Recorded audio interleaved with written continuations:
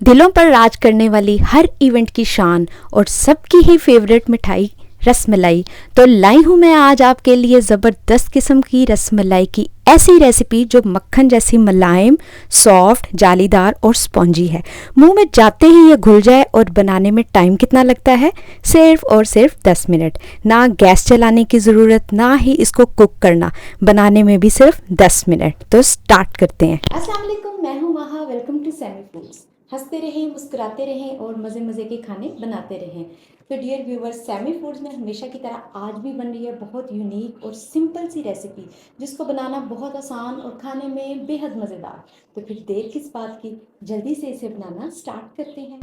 मज़ेदार सी रसमलाई बनाने के लिए सबसे पहले हमें चाहिए 1 गिलास दूध। कोई स्पेशल दूध नहीं चाहिए, जो घर में यूज़ होता है वही आप यूज़ कर सकते हैं। और हाफ कप चाहिए हमें ड्राई मिल्क, किसी भी ब्रांड का यूज़ कर सकते हैं आप। और थर्ड इंग्रेडिएंट जो इसमें मैंने ऐड किया है वो है शुगर। इसको मैंने बारीक पीस लिया है। हम इसमें शामिल करेंगे 3 टेबलस्पून। और ये बिल्कुल परफेक्टली मेजर्स हैं, आप आंखें बंद करके भी इस रेसिपी को बना सकते हैं। खूबसूरत से फ्लेवर के लिए इसमें ऐड किया है मैंने इलायची पाउडर थोड़ा सा। 1 टेबलस्पून केवड़ा वाटर, आप केवड़ा एसेंस भी यूज़ कर सकते हैं। और फाइनली ये जो आपको नज़र आ रहा है ये है फ्रेश दूध से मैंने मलाई उतारी है, वो इसमें ऐड करेंगे। आप फ्रेश क्रीम भी यूज़ कर सकते हैं। 3 से 4 टेबलस्पून मैंने इसमें ऐड किया है। इससे बहुत ये क्रीमी सा टेक्सचर इसका हो जाएगा। सारी चीज़ों को अच्छे से मिक्स कर लेना है। अब हम इसमें ऐड करेंगे नट्स आप जितने भी ऐड करें, जो भी ऐड करें, वो आपकी अपनी मर्ज़ी है। मैंने बादाम, पिस्ता इसमें ऐड किया है। चलें जी, ये रसमलाई का दूध तो हो गया रेडी। अब जी रसमलाई की फिलिंग के लिए हमने तैयार करनी है ज़बरदस्त किस्म की मलाई, जिसके लिए हमने लिया है हाफ कप ड्राई मिल्क और थोड़े से नट्स। उसमें मैंने 1 टेबलस्पून दूध का ऐड करके इसको अच्छे से मिक्स कर लूँगी। इसको मिक्स करने के लिए दूध मैंने कम यूज़ किया क्योंकि ड्राई मिल्क जो है वो सॉफ्ट होता है और उसमें ज़्यादा पानी लिक्विड की ज़रूरत नहीं होती। ये मुझे थोड़ा हार्ड लग रहा था तो मैंने थोड़ा सा दूध इसमें और ऐड कर लिया। इसका टेक्सचर ना ही ज़्यादा सॉफ्ट होना चाहिए, ना ही ज़्यादा थिक। इसकी कंसिस्टेंसी आप देख सकते हैं कि कितना इवन और स्मूथ ये बना है। चलें जी, रसमलाई के सारे मेन काम तो रेडी हो चुके हैं, डन हो चुके हैं। अब मैंने लिए हैं ब्रेड। ये मैंने ली है मिल्की ब्रेड और इनके सारे किनारों को मैंने रिमूव कर दिया है। ब्रेड हमारी जितनी फ्रेश होगी, रसमलाई उतनी ही ज़बरदस्त, जालीदार और स्पॉन्जी सी तैयार होगी। अच्छा जी, अब मैंने लिया है एक बर्तन में थोड़ा सा दूध और एक ब्रेड के पीस को मैं इसमें डिप कर लूँगी।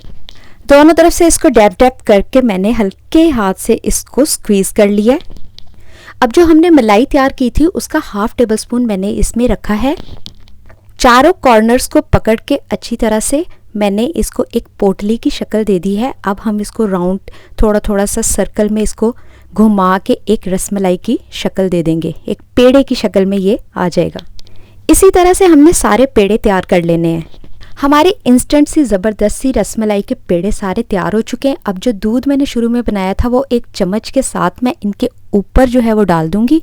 स्लोली सारे पेड़ों के ऊपर हमने ये जो मिल्क तैयार किया था इसके ऊपर डाल देना है। और नट्स वगैरह तो हमारी अपनी मर्ज़ी है, जितने ज़्यादा होते हैं उतना अच्छा लगता है।